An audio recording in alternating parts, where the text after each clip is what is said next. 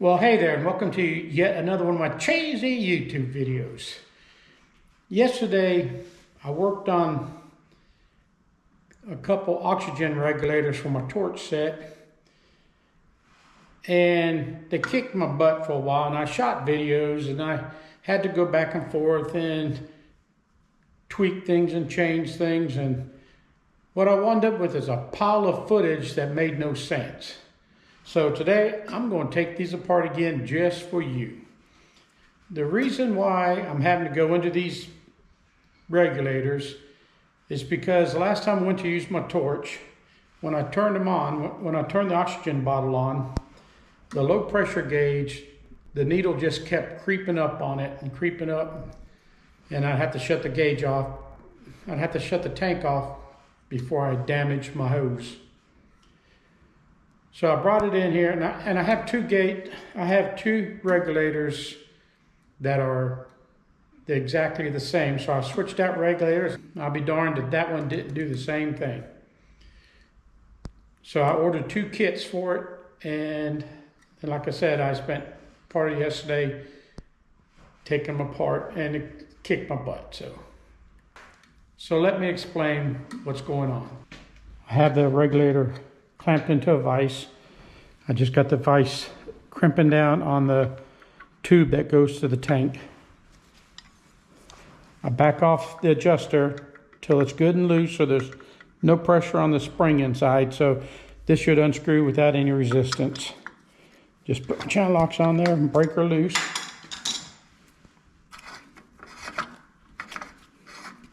Inside of here, there's the spring.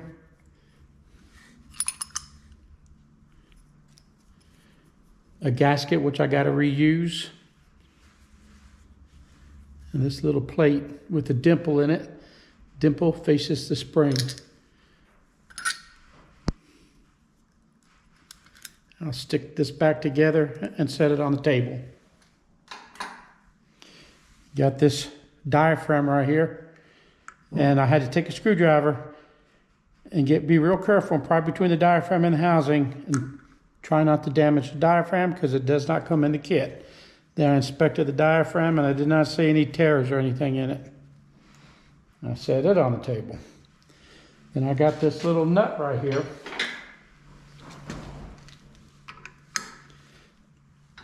Take it loose. Takes a 5/8 socket.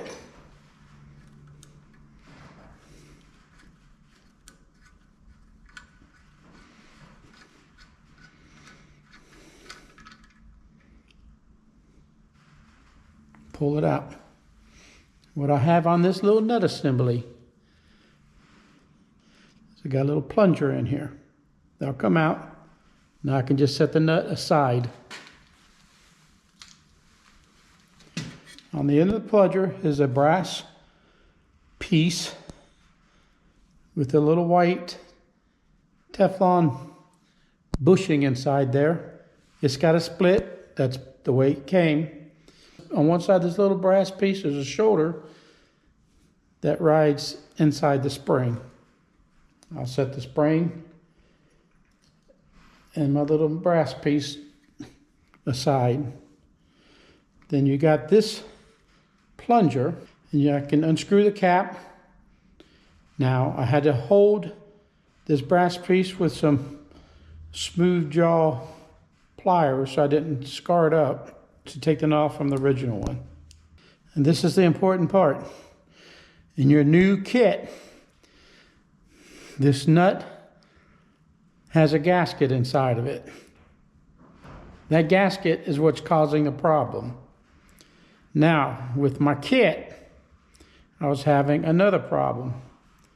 I assembled everything with my new plunger, and the plunger has this little stainless steel piece that screws in there. On the original one, the stainless steel piece has a shoulder, and that shoulder protruded from the brass piece about a little less than 1/8 inch, I'd say.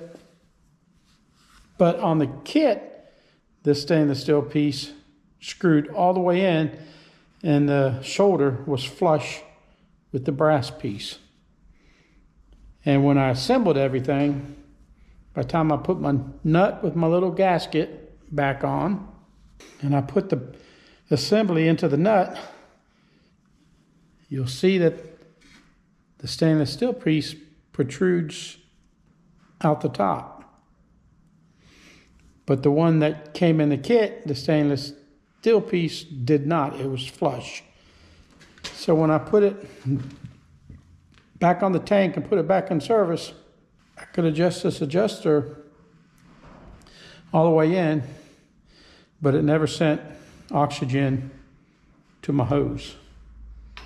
So I put the old piece, I piecemealed it between new parts and old parts to make sure I use my gasket. If you got the same kit I got and it doesn't work, take the black gasket out and put it in your old one, because the old one, it was disintegrated. And that's where the oxygen is bypassing through that worn out gasket, and it cannot regulate it, and it just keeps building pressure. So I put my assembly back in my nut. It's protruding through. I set my spring on.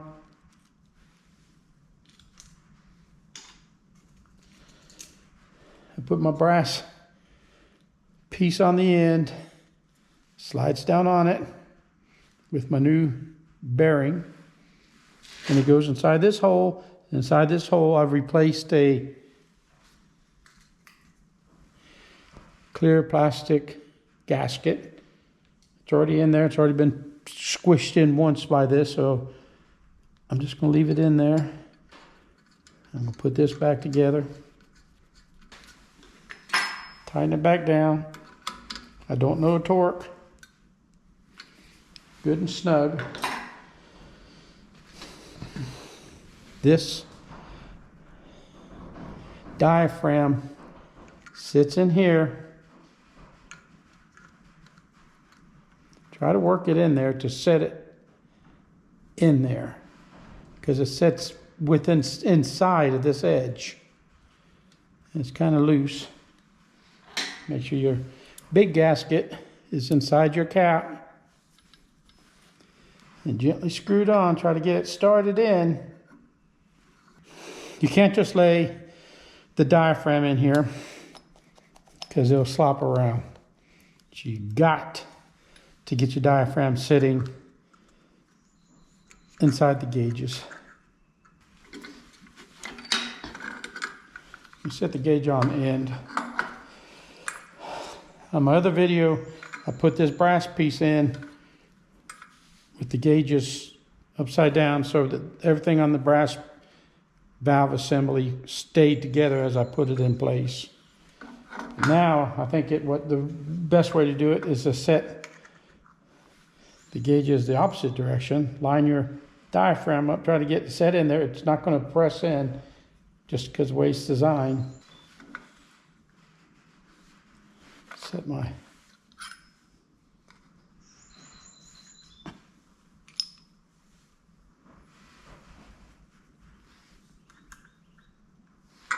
maybe if I stack everything.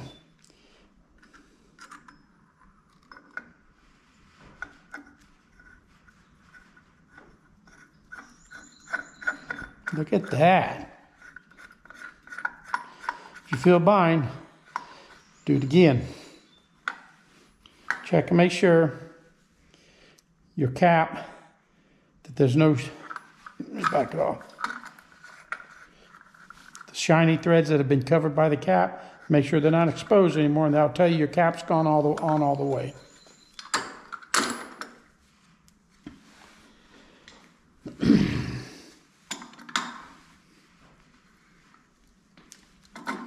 There. I think that's gone together pretty good. Yes, I know my low pressure gauge is busted. It's reading 20 psi when there's nothing in it. I've got new lenses that came with the kit. I've put them on. I do know it needs a new gauge. The other gauge is on the machine and it works great, so I'm not going to put this one on. I really like how this one went back together. There's not much in the kit, so be gentle taking it apart. As you take it apart, realize the direction which everything comes apart. Hopefully this video explained the sequence of everything. Thank you for watching my video. I'm hoping that this turned out all right and that it'll help you out. Please hit the like button. I think that's been creating an issue with monetization on my channel. If you don't tell YouTube, I like it, they'll, when it comes to who they spend money on as far as monetization, that makes, I believe that's a deciding factor. So please hit the like button. And please subscribe to my channel. And remember, if you love life and learning new things, go aimless.com.